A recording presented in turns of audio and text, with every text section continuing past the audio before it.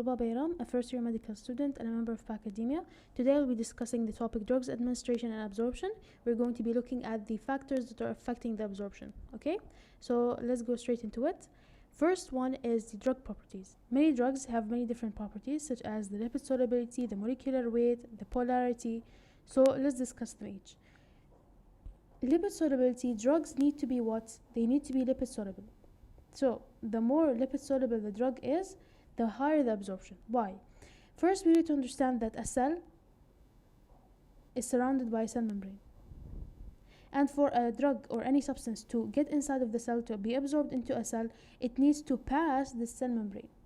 And as we know, the cell membrane is made of what? The cell membrane is a phospholipid, is described as a phospholipid bilayer. From the name, a lipid. So the cell membrane is made of lipid, meaning that anything that needs to pass through needs to be lipid soluble. Okay, so here this is what it is showing, that passive diffusion of the lipid soluble drug is right away passing through. As we can see, the drug is right away passing through. But if it was a drug that is water soluble, then it would require things such as channels or pores or carrier proteins, right?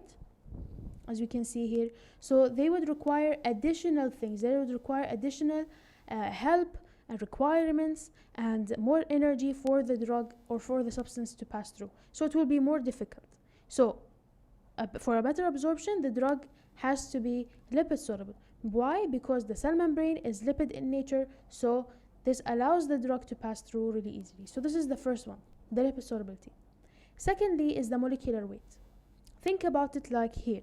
When you can see the cell membrane, there's few different spaces. And to fill in the spaces, imagine that this is a door. Okay, this is my door. And this person, for example, is my drug. Here, this person is thin, he is small, and so he can easily pass through this drug. But I have this much larger person, and so what happens is, for it to enter inside this drug, he would have to squeeze through. He would have to try his best to squeeze and fit inside of the door, just to be able to reach inside of in this case, the cell, right? So here it's larger, you could say it's fatter, whatever, right? So here it will take more, it will struggle to pass through this door. So this means that any drug that is smaller or thinner or whatever, it will be much easier. So in the case of molecular weight, I need to have a lower molecular weight for a higher absorption, right? The weight, we can give the example of the person. The smaller, the thinner you could say he is, the much easier he can pass through these doors. Okay? So the lipid solubility, it needs to be lipid soluble. The molecular weight, it needs to be having a low molecular weight. In the case of polarity, the drug needs to be nonpolar. What does it mean to be nonpolar? It means that there is no charge. So no charge. It means that there is no ionic charges or negative, positive, none of that. Okay? So it is what is neutral. But why should it be nonpolar? The reason is because the cell membrane is nonpolar. The cell membrane is nonpolar. So here you can identify and you can realize that there is a pattern. What is this pattern, you might say?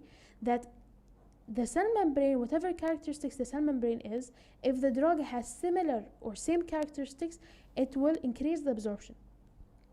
It's kind of like the army. Let's say that there is this army here, and the army is obviously of the same nationality. They all have similar characteristics, similar features, right?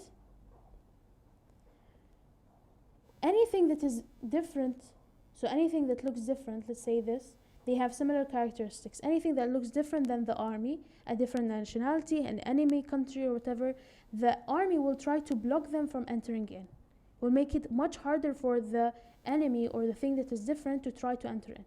But something that will look alike and have similar characteristics will have, and they will allow it to pass through easily. Okay? So the same way, because now let's relate it here. The cell membrane, was it lipid? Yes, it was lipid because it was a phospholipid bilayer. It is lipid. So anything that is lipid soluble can pass through. So that's similar characteristic. Molecular weight, the spaces in between are very small. So, and even the example of the, the door and everything, it is pretty self-explanatory. The polarity, the cell membrane in its nature is non-polar. So, meaning that it will only allow things that have similar characteristics, which means that the drugs that are going to be also non-polar can pass through, right? So this is the idea of the similar characteristics. I hope using these illustrations it makes it much easier, okay, to understand. The key here is to understand. So these are Anki cards that I have made. Pause the video in order to answer them. Okay, so the statement here says drug absorption increases with high lipid solubility, correct? We mentioned this. The similar characteristics, since the cell membrane is going to be lipid in nature, so anything that is lipid soluble has a higher absorption. A low molecular weight, we talked about the door example, and the polarity, it should be what? Non-polar, صح? So this is the answer, which is correct, like we said, okay? Now, routes of administration. There are many different routes of administration. There's oral, there's IV, there's topical, whatever you want to mention. Let's talk about the oral one, because this is where a lot of different challenges might arise. Oral routes, it really depends on the food. Some drugs, for example, when we mention and we hear a lot of physicians, for example, and doctors, when prescribing these drugs, they mention that you should drink or you should take this drug 3 hours, for example, after food, or right before eating food, or right after eating the food, or no, in the morning, right away in the morning, or before you sleep, or whatever. So there's many different things. So sometimes the drugs will be affected by the food in positive ways and negative ways. So sometimes the food enhances absorption, but sometimes no, it actually decreases the absorption. Alright, so it depends. And there's other agents that also can play a role. Now, an oral route, most of the times the tablets are going to be coated, enteric coated. What we need to understand is that orally, when they're going to be taken through the mouth, okay, so this is orally, they're taking through the mouth, they're going to be going and passing through the GIT. So they go through the stomach, then the intestine. Two things we need to mention is that in the stomach, they need to avoid it, and that in the intestine, they are going to be absorbed here. Okay? So, why do I need to avoid the stomach? It is because the stomach has acid, right? And if the drug is just by itself and it goes into the stomach, then it's going to be dissolved, and the effect is no longer going to be there. There's no point of me taking the drug because I didn't really make use of it, right? Because I need to absorb it in the intestine. If it's passing in the stomach right away and it's dissolved, then nothing is going to be really going into the intestine for it to be absorbed, okay? It won't be absorbed there. So there's the acid resistant coating. From the name, it's a coating that resists the acid. Where is the acid formed or found? We mentioned it is in the stomach. So let's say this is the drug right here, and the surrounding is what the inert polymer covering that will protect my actual drug. So in this case, the acid resistant coating, this coat will resist the acid that is formed here, and so it prevents the actual drug from dissolving. Okay?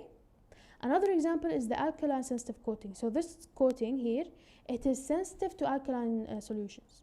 So an environment or a solution or a place that is alkaline in nature. And in this case, the alkaline in nature is the upper intestine. Meaning that if this drug passes or gets inside into the stomach, it won't dissolve because in the stomach it is acidic because of my acid that is found in the stomach, the HCl, right? That is required to break down the food. So because this is not alkaline, it won't dissolve. But when it reaches the upper intestine, it will dissolve. Okay? So as we can see here, both of them, what they aim to do, as we mentioned, is the 2 points we mentioned. What was they? To protect or to avoid the stomach and to release it in the small intestine. Because we mentioned the absorption in the small intestine is happening here. Why? Because they found out that the absorption in the small intestine is best. So absorption is best at the small intestine. The reasons behind it, we will discuss it in a bit later on. Okay? But keeping in mind that the absorption has to happen in the small intestine. So to ensure that the drug is reaching the small intestine, And to avoid the problem of the stomach, I can have either a coating that resists the acid in the stomach, and then once it resists and passes to the small intestine, it can then reach. Or I can just have a drug that has alkaline sensitive coating, so when it reaches the stomach, since the stomach is acidic, it won't really interact much. But when it reaches and touches the small intestine, the moment it reaches the small intestine, this is when the coating will start to dissolve. This is kind of like how the thing you can see here. Instead of the actual drug here, instead of the actual drug being the one that is being dissolved by the stomach, the coating is the one that is being dissolved, you could say. When am I using this? I'm using this to reduce side effects, like in the case of the aspirin. Aspirin makes ulcers. So you could say that this is the stomach, right? This is my stomach wall. Okay, this is my stomach wall. And I have my drug. This is aspirin. If it comes in contact with the stomach, it will make the ulcer, which is bad. We don't want this. It damages my stomach. But if this aspirin was coated, enteric coated, if it was coated, what is coming in contact with the stomach wall? The coating. So I will avoid and reduce the ulcer problem. That's one way. Another example is to prevent the breakdown of a breakdown in the acid, like in the case of penicillin. Penicillin, when it comes in contact with the acid, it will start to dissolve, just like this idea here. So if the penicillin here, this is my penicillin, if it is coming into contact with the stomach wall that is releasing the acid, so here I have acid, let's say, if the penicillin comes in contact with the acid, the penicillin will be destroyed. But here, if the penicillin was enteric coated, then nothing of this problem is going to be happening. It won't be dissolving. So here what I can notice two different kind of things. When I'm talking about the stomach, sometimes I'm going to be having I'm protecting the stomach from the drug. How? From the case of the penicillin, I'm protecting my stomach from the drug. I'm protecting my stomach from the drug. In the case of what? Sorry, I got confused. And the aspirin, right? So aspirin, the stomach is getting protected from the drugs, because the aspirin, if it comes in contact with the stomach, it will damage the stomach by making aspirin. Or, so it's the stomach from drug, or the drug from the stomach. How is the drug being protected from the stomach? From the stomach's acid, in the case of the penicillin, okay? So do we understand the two different, you could say, examples or scenarios? The aspirin and the penicillin. But both of them, the main idea is to protect from, or to avoid the stomach, and to ensure that it is released in the small intestine for it to be absorbed. Another type of coating or sort of tablets are known as the sustained release tablets or capsules. From the name, what do they mean? They're designed to slowly release drug from the formulation. And so basically this is how it looks like. There's a film coating, and here I have the drug inside. So the drug is slowly released through this coat. And this is used in patients to help in patient compliance. Basically, patients who usually forget to take their medications on time. Like in patients who are going to be old, right? When you're older, you're going to be having problems in regulating, okay, the time. This is when I'm supposed to take this drug, all of these things. And usually you're going to be having memory difficulties and problems. Also in patients who are going to be having many drugs or take many drugs. So I have many different diseases and I have many different drugs to take. So imagine I have one drug I have to take 2 times a day, right? I have one to take after every meal. One, I have another drug I have to take it in the morning only once, and everything. So it's very complicated to try to figure out okay, which drug I need to take at what time, and just to keep track of it. So it can be very difficult for these patients. So in this case, the sustained release tablets, instead, what they can do, they will help in this. How? I'll give you the example. Let's say this drug, the doctor said that you need to take this drug every 8 hours. So it's 50 milligrams. And after 8 hours, I will take it again. And after another hour, I'll take it again. So here, I took it 3 times a day, basically. Instead of trying to remember after every hours, oh, I have to take the drug, oh my God, I forgot, whatever. What we can do is I can just combine all of this, 50 times 3. I make it 150 milligram in one single tablet, instead of taking 3 tablets, I'm taking one single tablet a day. So this is what we mean by helping in the patient compliance, and this is what we mean by decreasing the frequency of dosing. What is the frequency at the first one? The frequency was 3 times per day. After I formulated this drug into a sustained release tablet, it became what? 1 time per day. So you can see that what the frequency decreased, right? So this helped. Instead of taking 3 times, you will just take it 1 time a day. It's much easier for the compliance. Patients won't forget, okay? Also, generally, it's slowly released, so everything you can think about decreasing. The dissolution is decreasing because here I have a film coating, so it won't be dissolving really easily. The rate of the drug being dissolved decreases because of the film coating. And the absorption also decreases because the drug is being released slowly. It will therefore be absorbed slowly the same way. Okay, so this is just an example of sustained release tablets. This is how much it is, and from the name you just take it once. That's the meaning, because they formulated in such a way that it is released slowly and you just need to take it once. This is what I describe in this graph. So you take it 50 milligram, and then after 8 hours you take it again. After 8 hours you take it again. This is the original one, but the blue one is the sustained release. Here I took it only 1 time a day, okay, and you can see it is sustained. You can see the plateau kind of thing. It's very sustained concentration, okay. So here again the Anki, pause the video. Here it says penicillin breaks down in what type of environment? We know it's the acidic environment, right?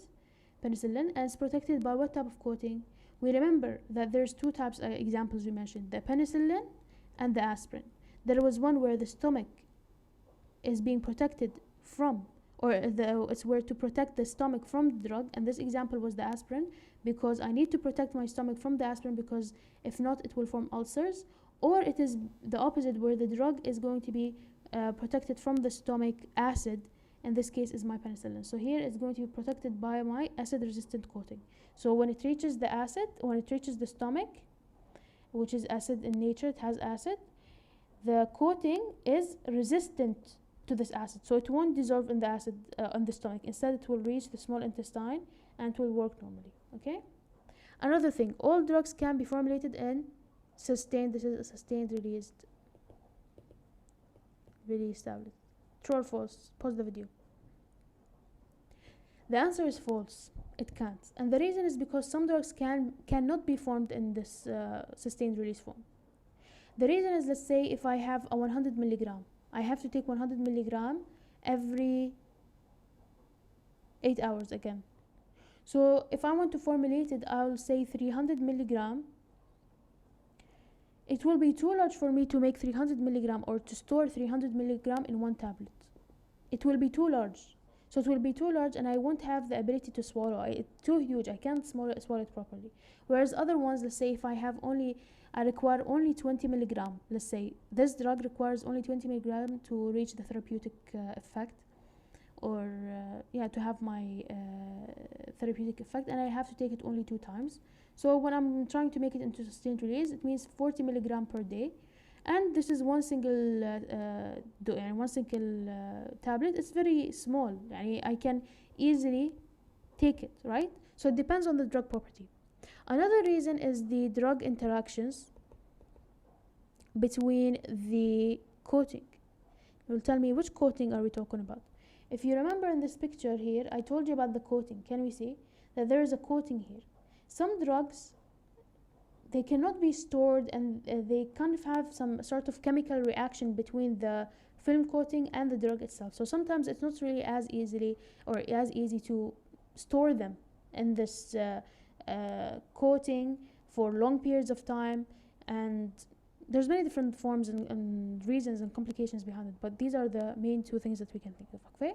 So we need to understand that no, not all of them can be formulated in sustained release, because if it was, all of them would have been. It will be much easier, instead of telling the patient, oh, take this before eating and after eating and whatnot. Like, we will have removed that problem of the forgetting and drug interactions and whatnot, okay?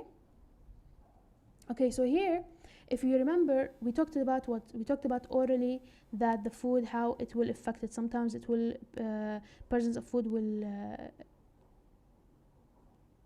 enhance it, some of the times it will actually make it worse. We talked about the stomach problem and how we have the enteric coated, right? We talked about the sustained release types. Now we mentioned that orally, when we take it and it passes through the GIT tract, it passes through the stomach, and the absorption actually, in the case of the enteric coated, if you remember, the reason for the enteric coated was two things: to avoid the stomach, and also to have the absorption happening in my intestine. And we mentioned the reason is because they found out that the intestine is what having the highest or the best absorption. But why? I mentioned we're going to be discussing it later. This is why. The absorption in the intestine is more. Why? The blood flow. Blood flow in the intestine is much greater than the stomach. So basically, this is my stomach, my intestine, sorry, this is my intestine, right?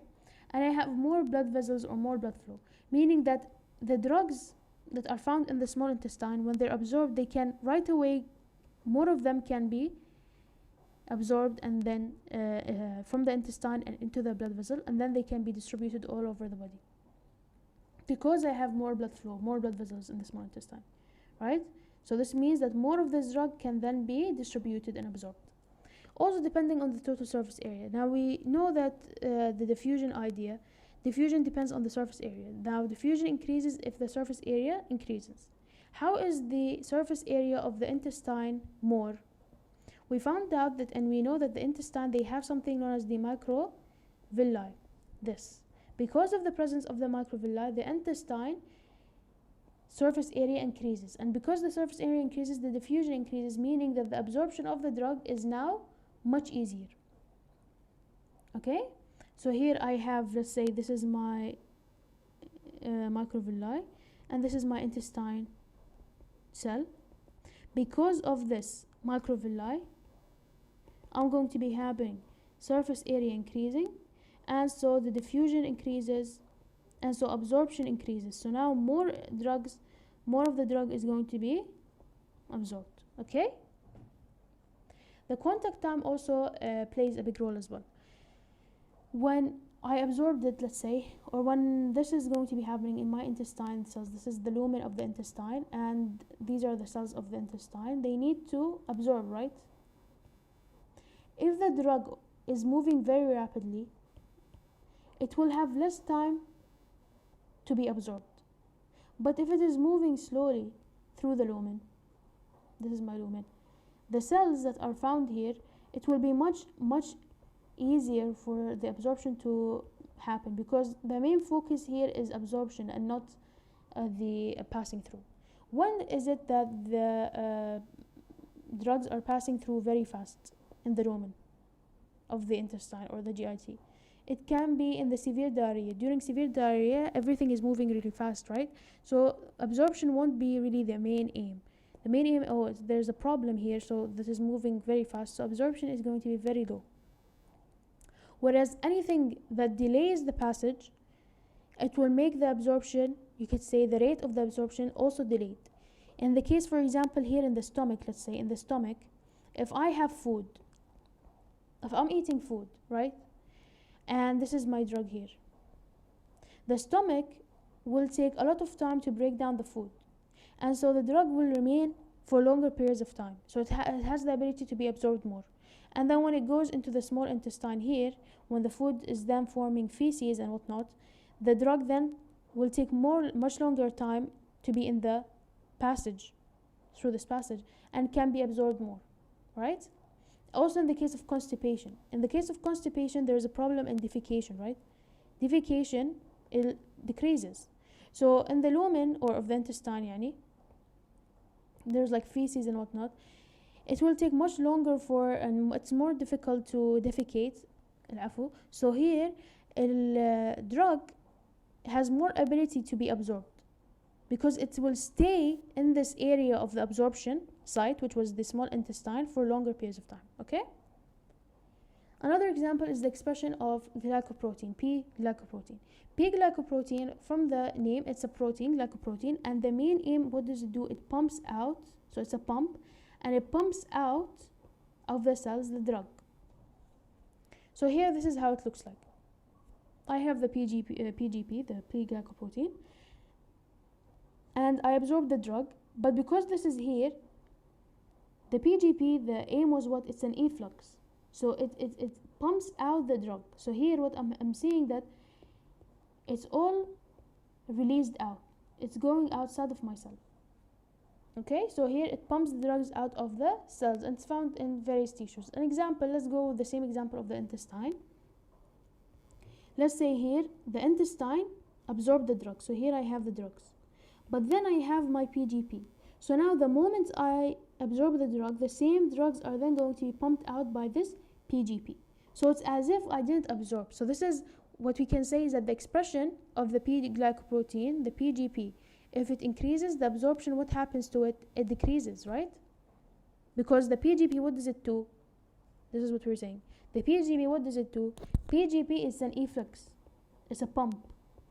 It pumps out the drug. So if I have more of them, more of this drug is being released, right? So this is my cell, and I have these drugs. I have a lot of the drug. I just absorb them in. But then now, what happens is I see that I'm going to be having the PGP. Not only one PGP. I'm going to be having many PGPs here. So now I can see that the more PGP I have, right, the more of the drugs that I have just absorbed will decrease. Okay, makes sense. So here, this is an Anki again. Pause the video. Okay, so here it says P-glycoprotein is a protein that pumps, right? But it pumps the drugs out of the cells, correct? We mentioned it's an efflux. And that what does it do? If it pumps out the drugs, it means that the absorption, what happens to it? It reduces the absorption, right? We talked about it because here I just absorb the drugs. Here, this is the macrovilli, by the way, when I'm talking about the intestinal cells. When absorbing the cells, right away it's being effluxed by the PGP. So now the absorption is decreasing. But in the elimination is actually increasing because I'm eliminating, obviously. It's kind of like the counteract. So elimination increasing. Same thing, like you could think about it, efflux, EE, elimination mode, right? So it makes sense. Okay? Now, another thing we need to talk about is the first pass metabolism. In oral administration, let's look at it here. Orally, I take the drug. So this is the buccal cavity, and then it passes through the GIT tract. It passes through the stomach, and then we mentioned about the use of the intercoated ones. And then it goes to the intestine, and this is where the absorption happens mostly, right? Why? Do you remember? The blood flow is higher, and what else? The surface area is more, right? Because of the presence of the microvilli. Anyways, this is where the absorption happens. Now, when it needs to be absorbed, what we think about, okay, it's going to be absorbed, and right away it goes to the blood vessel. Because this is what we think about, right? First is absorption, then is distribution, then is metabolism, and then it's excretion, صح? But what's end up happening is that instead of it being absorbed and then right away being distributed, it will skip the distribution and go to metabolism. Where is it metabolized? It is metabolized in the liver. Now this is the problem here. This is what we call the first pass effect. The first pass effect is when it's going to be absorbed, but then it's going to go to the liver. So let's say I took 100 milligram orally. Instead of being distributed right away, it goes into this liver, right? Metabolized, and then comes out as, let's say, 50 milligram to get distributed. So here, absorbed. I took this much, I distributed it only this much. Why? Because of the metabolism of this liver. This is my first pass effect. The idea that there's metabolism in the liver, and so it decreases the concentration, as we can see. It decreases the concentration. And you can see it from the diagrams itself. You can see how here, when I took the drug, you can see the arrow is very thick. Meaning that most of the drug, when I absorbed it, is going to the liver. And then when it went to the liver, there's some sort of metabolism that made it go to 50 milligram in this case, like the example. So the concentration decreases. As you can see here now, the amount of the drug, the arrow is very thin, meaning that the originally 100 milligram is not the same as what is actually reaching my blood vessel. This is the first pass elimination. So before the drug reaches the systemic circulation, before that, the drug will end up being metabolized in the liver. As a result, the concentration will now be reduced. That is going to be reaching the systemic circulation. Okay, this is the whole idea. This is the first pass elimination. Is that instead of going absorption, distribution, metabolism, instead of going like this and then directly here, no. What ends up happening is because through the oral way, it ends up going here, absorption, metabolism through the liver, and then it is going to be distributed. Because of this change in events, this is where there is the concentration decreasing, and so this is the first pass elimination. Two ways to prevent the first pass effect. The first pass effect is what we said just now. The concentration of the drug decreases. Why? Because the liver metabolized the drug first. How can I prevent this? Two different ways. One way, I can increase the drug. So let's say I took 50 milligram of the drug and it goes to the liver to get metabolized, and metabolizes 20 milligram, and the actual amount that reaches my blood vessels is 30. So we mentioned absorption, metabolism. This is what in the first pass effect, metabolism, but normally it shouldn't be like this, and then distribution. So absorption, metabolism in the liver, and then the distribution in the blood vessel. So I know this is how much is metabolized, and what I can do is I increase the dose. So instead I'll make it 70 milligram, the same amount, 20 milligram is being removed. So now 50 milligram is the one that is actually reaching my blood vessels. This is what I wanted to happen. So I made sure that whatever I took in originally, whatever I wanted to be in my blood vessel is there. Okay? But here the trick is I need to make sure that when I increase the dose, it is safe. It is safe and it is not toxic. Another way is I can just administer this drug in a different form or a different route, like intravenous, rectal, sublingual, basically to avoid the first pass. It doesn't pass through the GIT or the liver. Intravenously, it gets right away into the blood vessel. Where is the liver in this case? Yeah, it's not coming in the contact. Sublingual is under the tongue. Okay, so this is the mouth. Under the tongue, there's blood vessels. It just dissolves and then right away gets into the blood vessels. Where is the contact with the liver? Right, the first pass is mostly happening in the liver. So this is what we're talking about. So again, here to bypass the liver, I can use many different administration. This is the second point that we mentioned. I can either do it buccal, yani under the tongue, sublingual, it's sublingual or buccal, it doesn't really matter, under the tongue, and then it dissolves and then it's absorbed right into the blood vessel, or rectally, which is through the rectum. So you can see through the rectum, it right away goes into the blood vessel. You can see that there's some sort of metabolism that can happen, but it is very negligible when we compare it. Can you see how most of this arrow is very thick, and most of it, they're saying all, if not all of the drug is going to the liver, but here very minimal, it's very negligible, and most of it is actually going to the blood vessel right away, which is what it's supposed to be: absorption, distribution, and then metabolism here. Okay, here the point is that intravenous administration has no absorption phase. It makes sense because here the absorption phase in the intravenous, which is IV, I'm getting it and I'm injecting the drug. I'm injecting the drug right away into the blood vessel. So where is it being absorbed? There's no sort of absorption. So here the intravenous has no absorption phase. Here we're talking about the administrations now. But in the case of the other forms of administration, no, it has some sort of absorption. Like in the inhalation, it needs to be absorbed through the respiratory system and then into the blood vessels. Then comes the sublingual. We can see that the sublingual, the rectal, these ones are having a higher rate of absorption because most of it will be absorbed. Yani the sublingual, it has to be absorbed. Yes, it is going through the blood vessel, but it needs to be absorbed under the tongue, dissolving under the tongue, and then absorbed through the blood vessels. And the intravenous, no, is directly just injected right away. There's no sort of absorption. But sublingually, no, it needs to be absorbed. Then comes the rectal and whatnot. And then we can see the last ones like the oral and transdermal, these are going to be having, the rate of absorption is much lower. The rate, like the oral, the absorption is going to be lower because of the first pass effect, the liver metabolism thingy, because of the acid of the stomach problems. All of these problems are faced in the oral. Like it needs to pass through the whole GIT tract. So absorption is usually going to be, the rate is much slower, whereas these it's much faster, right? And this is why, for example, the intravenous administration, because it has no absorption phase, this is where the intravenously we use them in emergency situations. So when I don't have time for me to wait for the patient to absorb the drug, let's say, I'll right away just inject it. I'll inject the drug right away into the blood vessel because I don't have time for any absorption phase. And makes sense. And accordingly, we can go through them as well.